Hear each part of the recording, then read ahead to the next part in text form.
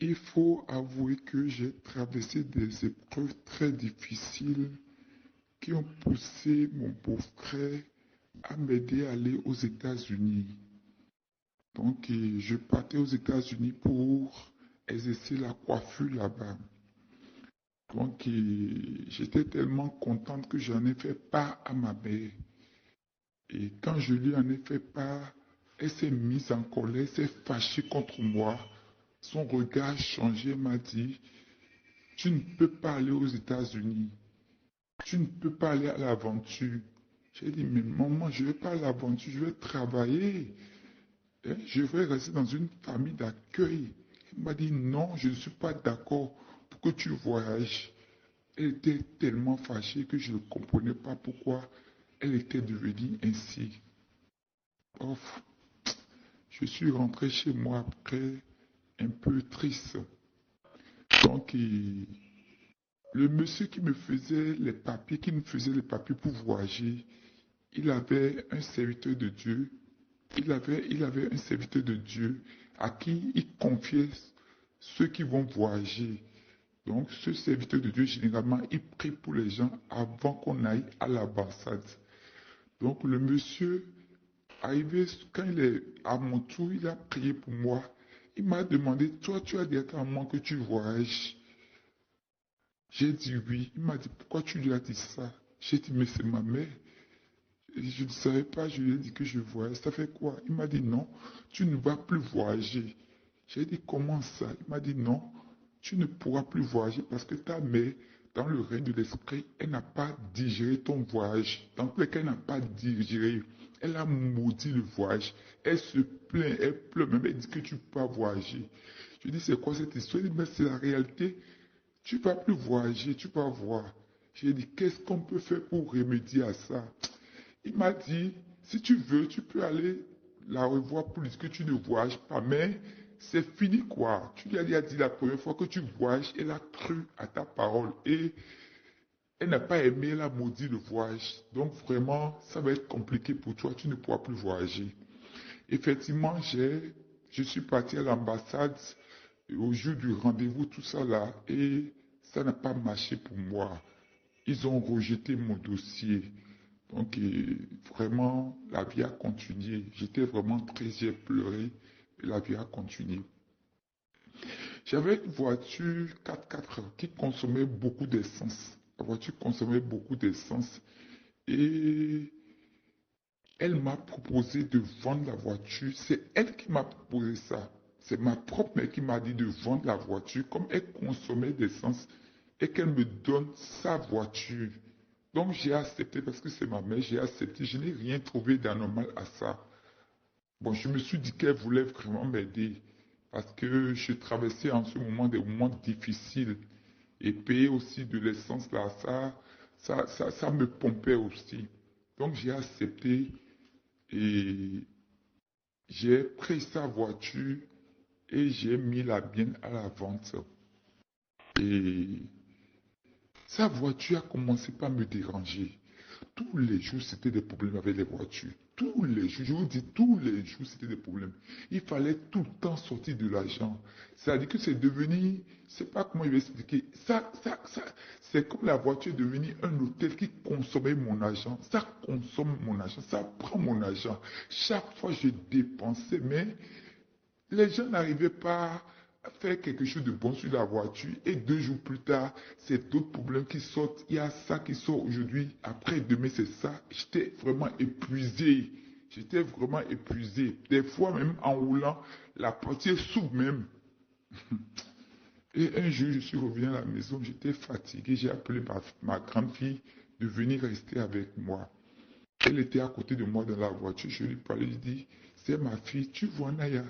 La voiture me mémé, parce qu'on les appelle mémé. Elle me dérange trop. Je n'ai pas compris pourquoi cette voiture me dérange. Si je savais, je n'allais pas vendre la mienne parce que la mienne n'avait aucun problème. C'était seulement le problème d'essence. Mais je pouvais gérer encore avec ça. Je ne sais pas quel esprit a animé cette fille-là. Elle est allée vers le côté chauffeur. C'est-à-dire qu'il y a des boutons au niveau du côté chauffeur, au niveau de la côte droite façon là. Il y a des boutons où on appuie pour faire descendre et faire monter les vitres. Il y a une petite boîte façon là, une petite caisse façon qui était là à côté. C'était une A26. Elle est allée là-bas, elle a ouvert la caisse, elle a vu qu'il y avait une marionnette. Une marionnette, hein, elle était moyenne, qu'on a mis là-dedans, qu'on a lié, on l'a lié. Sur la marionnette, il y avait une épée en fait là-dessus. Il y avait des bougies hein, qui ont fondu sur un papier où ils avaient écrit quelque chose. Je ne sais pas ce qu'ils ont écrit parce que la voiture est restée longtemps au soleil. Donc c'est sûr qu'avec le soleil, les bougies ont fondu et ça a coulé sur le papier, ce qui a fait que je n'ai pas pu lire ce qu'on a écrit sur le papier. Quand on a vu ça comme ça, j'ai eu peur. Parce que la marionnette, c'était pas une petite, elle était moyenne, au moins de 4 centimètres comme ça, 4 ou 3 centimètres comme ça. On l'avait lié, dit ça c'est quoi ça? L'esprit m'a dit dans mon cœur que c'est toi que ta maman a lié comme ça pour t'empêcher automatiquement de voyager.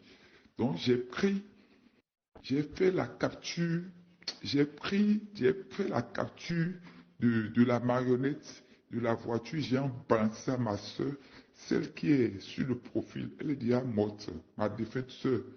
Et automatiquement, parce que elle là, elle n'est pas dans, elle n'est pas, elle n'a pas donné sa vie à Jésus malheureusement. Elle est dans les trucs bizarres. Donc, quand j'ai vu ça, je lui ai envoyé ça automatiquement parce que je voulais qu'elle me dise ce que c'était. Elle m'a dit, mais c'est toi qu'on a attaché, c'est toi qu'elle a attaché, c'est ta maman qui t'a attaché. Tu n'as pas compris que c'est toi qu'elle a lié parce qu'elle ne veut pas que tu voyages, ta maman ne veut pas que tout te tombe bien. J'ai dit, ah bon, elle dit, c'est toi, laisse tomber.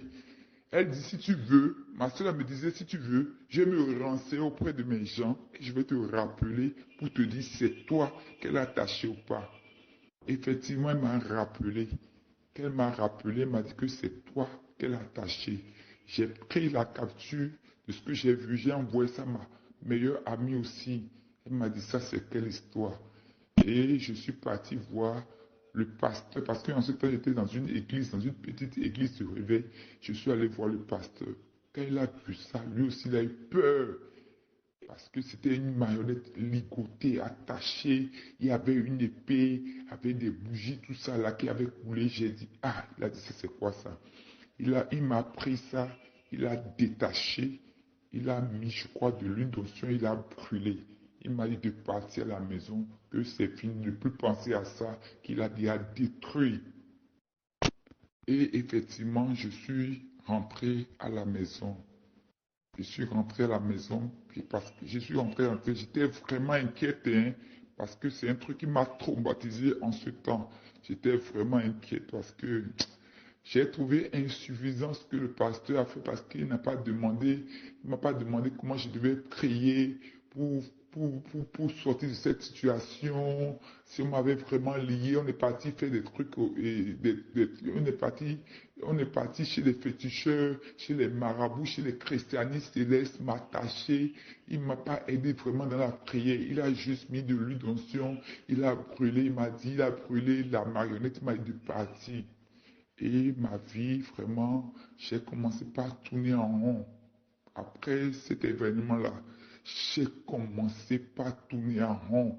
Des fois, même quand je vais au marché là, je vous dis, quand je vais au marché des fois, c'est-à-dire que je n'arrive pas à chercher, je n'arrive pas à acheter ce que je veux, mais je me sens, je sens que je tourne en rond dans le marché. Je tournais, des fois, je revenais avec l'argent à la maison.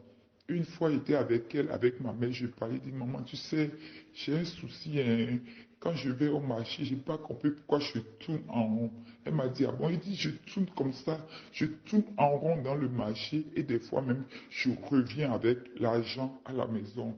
Je pensais qu'elle allait me donner un conseil, mais elle m'a dit que je ne sais pas ce que c'est. Bon, elle a ignoré ça.